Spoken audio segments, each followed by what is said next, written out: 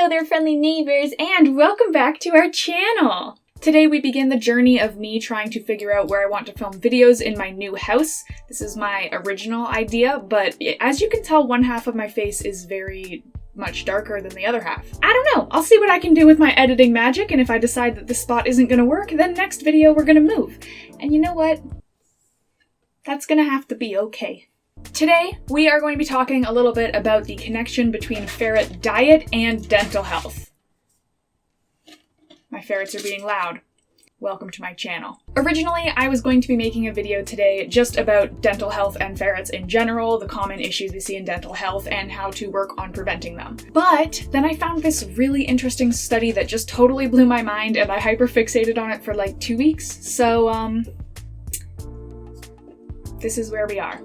Now, just a little bit about dental health and pets before we get started. In my experience, dental health is something that a lot of pet owners overlook because for some reason dental issues are just expected. I talk to a lot of dog owners through my non-YouTube work, and the amount of them who pass off dental issues as an inevitability instead of something that can be prevented is honestly really disheartening. Yes, there are a lot of non-preventable dental health issues out there that can happen completely out of the blue, but the bulk of dental problems with pets come from the lack of proper dental hygiene, which is something that is completely preventable. We're going to be talking about this a little bit later on in the video, but essentially, poor dental health practices with your pets can lead to a whole bunch of problems, including blood infections, refusal to eat, and even death. A couple basic signs that your ferret might be suffering from poor dental health include bad breath, difficulty eating hard food with a preference for softer things, dropping food out of their mouth while they eat it, significant weight loss, the yellowing of their teeth, a buildup of black tartar on their back molars, and red, bleeding, or even infected gums. As a part of your annual exam, your vet should be taking a look at your ferret's teeth, and they're going to be able to pinpoint any problem areas or any things that you should be specifically focusing on. Some type of dental routine absolutely needs to be part of your ferret's care routine, just like feeding them, changing their bedding, and cleaning their litter boxes. We will be talking more about some different dental routines that you can implement into your care routine later, but for now, let's move on to the study because I'm really excited to share this with you guys. Today we are going to be focusing on this study that I found in the textbook Ferret, Husbandry, Medicine, and Surgery by John H. Lewington. I think that through this study we can draw a lot of conclusions about diet and dental health and the dangers that there are if you aren't taking care of your ferret's teeth. This study took place between 1998 and 2003, where 202 randomly selected pet ferrets across North America got their teeth examined. Out of these 202 pet ferrets, 94.1% of them suffered from some sort of dental disease. 94.1! That is a huge percent. 72.3% suffered from chronic inflammation or infection of their gums, 46.5% had dislodged teeth, 30% with fractured teeth, 15.8% had dead teeth, 23.8% had worn teeth, which were mostly caused by cage rage, 85.2% had worn teeth specifically from their diet, and 12.4% suffered from dental abscesses. This is just a mind-blowing number of ferrets that had issues with their teeth, and reading that study absolutely blew me away. Now, it is important that we recognize that this study was done over 20 years ago. I'm really not sure if proper dental care routines were part of ferret ownership back then, but based on what I've read, I honestly don't really think it was. I collect ferret care books that I find at thrift stores just because I find it interesting to look at old care techniques, and in none of the books from the late 90s to early 2000s do I find reference to dental health. In the ones that I have, they don't even mention vets looking at the teeth during annual exams, so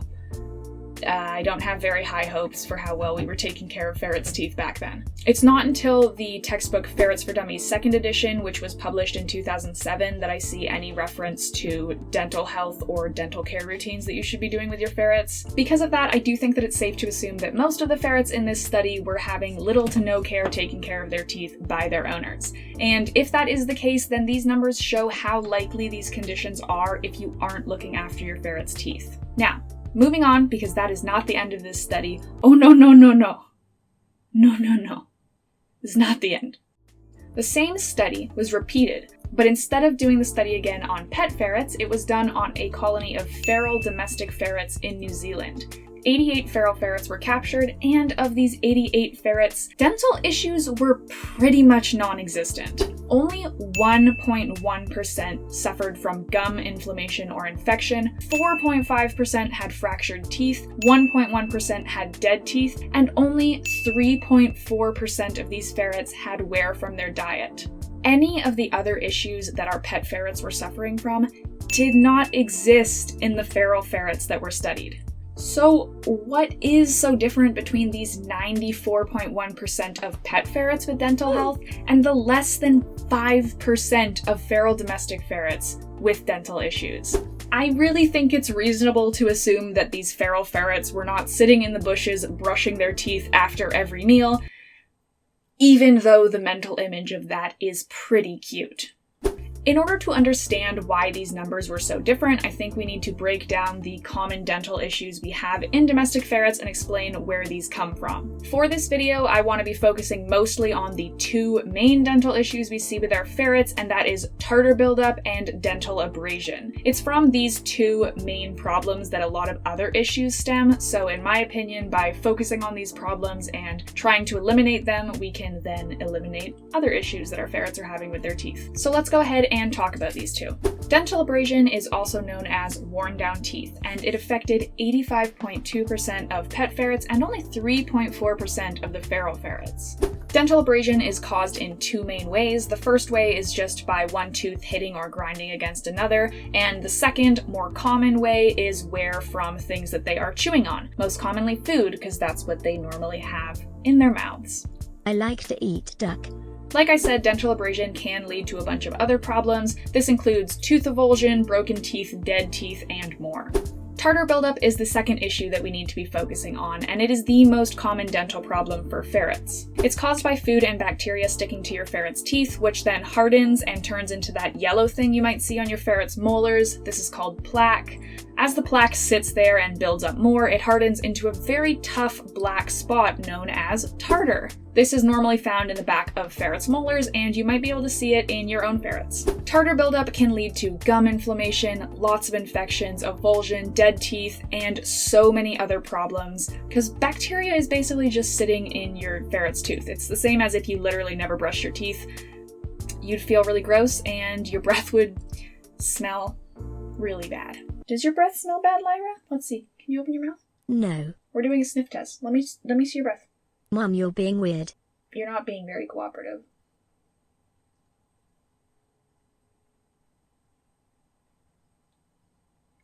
So though pet and feral ferrets obviously lead pretty different lives, when it comes to issues of the mouth, the most reasonable thing for us to examine is diet. Food is obviously the most common thing that a ferret is going to be putting inside of their mouth. Just like your dentist might ask how much candy you've been chowing down on before bed, ferret teeth are also affected by what they're eating. So let's talk a little bit about food. In regards to our study, we unfortunately don't have any data to suggest what the 202 pet ferrets were eating, because it unfortunately was not part of the data collection. However, without giving us numbers, Lewington does say that most of, if not all of the ferrets were eating a kibble diet. Based on that and the fact that this study took place in the late 90s to early 2000, which was before raw feeding really took off in North America, I think it's pretty safe to assume that most of, if not all, of these ferrets were on a diet of kibble, possibly with a little bit of wet food thrown in here and there. As far as the feral ferrets go, there was a study done in 1998 which took samples of their scat and analyzed what that scat was made up of. These samples consisted of 86.7% rabbit, 12.4% birds, and 11.3% invertebrates, meaning that their diet is 100% made up of whole prey,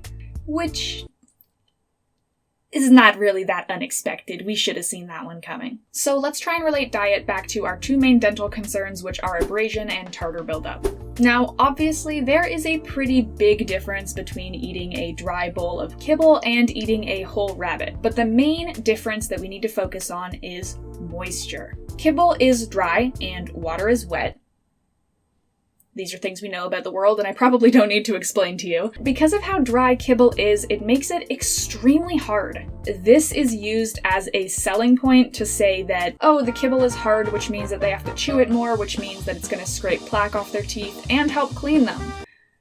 It theoretically makes sense. The problem is that's actually not how it works at all. Most of the reason for dental abrasion and the buildup of tartar on ferrets' teeth when they're on a kibble diet actually comes down to the shape of a ferret's tooth. Ferrets have very long and narrow dagger-like teeth, and when they bite into a piece of kibble, this kibble instantly breaks. Because of this, the kibble only actually makes contact with the very tip of the ferret's tooth, which means that it isn't doing any scraping or cleaning of plaque because it literally doesn't touch that part of the tooth. All it does is break down into a powdery paste substance and sit on your ferret's gums, which is exactly where all the plaque and tartar likes to build up.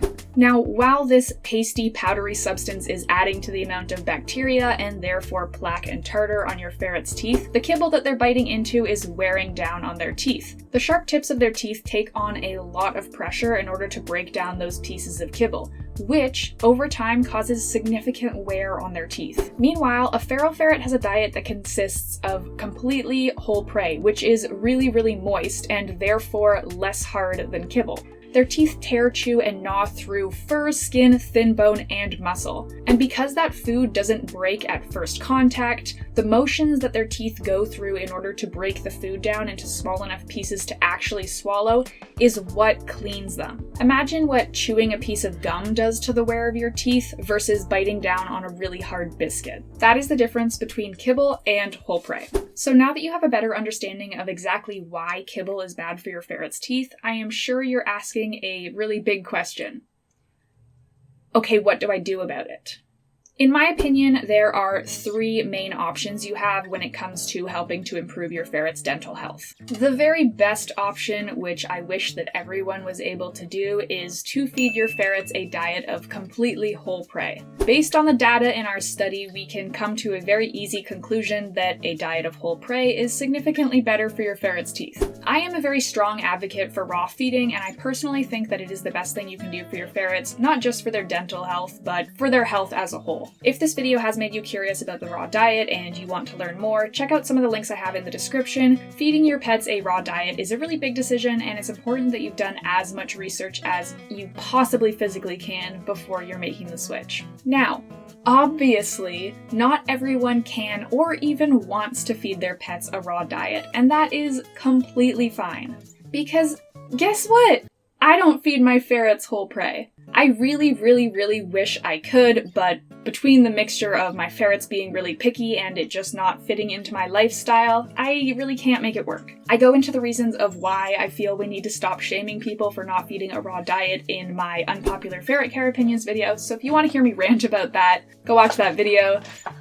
Otherwise, I'll spare you the rant and we're just gonna move on. If you aren't into the idea of feeding a whole prey raw diet, or like me, you just can't do it, you do have other options, don't worry. What you can do instead is feed your ferrets a few meals a week of meat and bone. I like to recommend chicken wings because they are very available to most people, and ferrets seem to catch on to eating chicken wings a lot easier than other things. Even though I don't feed my ferrets a whole prey diet, I still do have them on a raw diet of minced meat, organ, and bone. I do have a lot of videos on the topic if you are curious to learn more and you want to see specifically what I'm feeding my ferrets. Just like feeding kibble, a diet of minced food is not going to clean my ferrets' teeth because they aren't productively chewing it in a way that will do so. So, to counter this, I feed my ferrets 2 to 3 meals of chicken wings per week, which does promote the productive chewing that's going to help clean their teeth. Not all ferrets are going to take to this right away. In fact, I would argue that most ferrets are not going to take to it right away. So if you're curious on how to get your ferret interested in eating raw chicken wings or raw meat,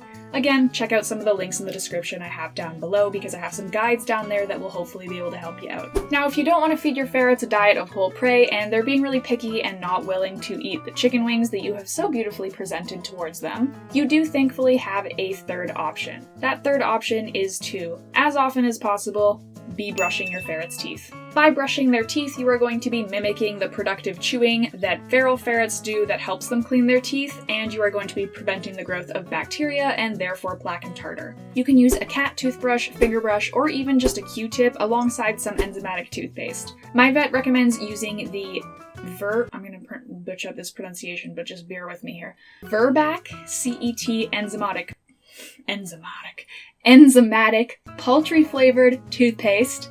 I did it, we got there. Which is available on Amazon, and I've also seen some vets recommending the Beefar? Beefer? Beefer liver flavored toothpaste. Toothpaste is really important to be using when you're brushing your ferret's teeth because it's what is going to kill any bacteria that's growing on their teeth, and that's what leads to the plaque and tartar. Just make sure that you are not using human toothpaste that is toxic to ferrets. Absolutely make sure that the toothpaste you are using is safe for pets. Personally, I really recommend just trying to go with one of the two that I recommended because I know there are a lot of brands out there and I don't want you guys to accidentally be buying something that isn't good just because it says that it's safe for pets. Besides that, there are a couple of other things that you can do to help your ferret's teeth, which should be done alongside one of the other techniques that I've mentioned, and not just by themselves, because by themselves they're not going to be doing a good enough job. In order to reduce the amount of wear that kibble does on teeth, it might be worth considering adding wet food into your daily diet or watering down their kibble with some water before feeding it. This is going to help reduce the amount of wear on your ferret's teeth because it's just softening up the food that they're eating for them. Adding wet food to your ferret's diet is a really good idea, not just for their dental health, but just for their health as a whole. Wet food in general has a lot more animal protein in it, a lot more moisture, and just a lot better ingredients in regards to what ferrets need in their diet. I do have a video where I go more into this topic. I don't want to get too deep into it because there's a lot of information, so if you are considering adding wet food to your ferret's diet, again, just make sure you've watched that video or done additional research. Also, keep in mind that watering down your ferret's kibble will attract bacteria, so if that's something you're going to be doing, you need to be changing it out regularly to make sure that there's no grossness growing on your ferret's kibble. Your second option is to give your ferrets chew treats. Giving your ferrets something to chew on in the place of meat and bone can help to remove plaque and tartar in similar ways. But it is important that you're selecting the right kind of chew for your ferrets. You don't want anything that is too hard because all that's going to do is contribute to their teeth wearing down, which we are trying to avoid in all of this. Esophagus sticks, salmon skin rolls, and tripe twists are my favorite to give my ferrets, and they are the ones that I have found my ferrets really like. All of these are not super hard, but still hard enough that they do need to be chewed in order for the ferrets to eat them. Just look for anything that is 100% animal meat. Avoid the N-bone ferret dental chews that you've probably seen everywhere, because these contain a lot of harmful ingredients that really aren't good for your ferrets. Absolutely do not give your ferrets rawhide. Rawhide is bad for ferrets. It is also bad for dogs, so don't feed it to your dogs either. It is super undigestible and it's been causing a lot of blockages in dogs, and if something's causing a blockage for a dog, it is sure as hell going to cause a blockage for a ferret because they are much more predisposed to them than dogs are. If you are going to try and give your ferrets some chew treats, do keep in mind that it takes ferrets a while to warm up to new things. Whenever I'm trying to give my ferrets a new chew stick, they pretty much ignore it at first, and what I do is I literally just leave it on the floor for them until they discover it. It took Nova about 2 weeks to discover the esophagus sticks, and now they are her favorite thing in the entire world, and it took Lyra almost a full month and a half to discover that she liked to eat salmon skin rolls. So just leave them out, use some patience. They might eventually decide that they want to try them out and get curious. Also be sure to limit the amount of time that your ferret is chewing on them. I normally only let my ferrets have them for about 15 minutes before I take them away, because once again, chewing too much of them is going to lead to your ferret's teeth wearing. And your last option is a veterinary dental scaling. This is a pretty common procedure that your vet should be comfortable performing. They basically put your ferret under and then they mechanically go in and scrape their teeth like your dentist might do for you when you go in for an annual checkup. If this is something that you want to look into, definitely talk to your vet about it. It can be a little bit pricey, and depending on your ferret, it might not be worth the risk to put them under for the procedure, but your vet's going to know more about it. Well, thank you guys so much for watching today's video. I hope that you found the topic as interesting as I found, because I'm still sitting here screaming about 94.1% of pet ferrets versus like less than 5% of feral ferrets having teeth issues. What the hell? If any of you guys are curious about what my ferret's teeth look like, I will put some pictures up of them right now. I just want to be transparent with you guys about how I'm not a perfect ferret owner. I'm not trying to come off that way because I don't think a perfect pet owner exists. I think everyone is constantly learning and changing and bettering themselves. You do what you can because you love your pets. You know? Right, Lyra? Yes, I love you, Mum, but this video has been really boring and I want to poop. Don't forget that I do have business boxes out. I do still have some of the breakfast themed ones for January, as well as the adorable magical girl ones. They are so cute. They're selling fast.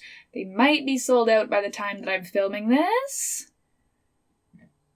Hopefully not, though. Do not forget to like, comment, and subscribe, because by doing all of those things, you too can become a citizen of the friendly neighborhood. I will see you guys next time when I do something. I don't know what yet, because I don't plan that far ahead.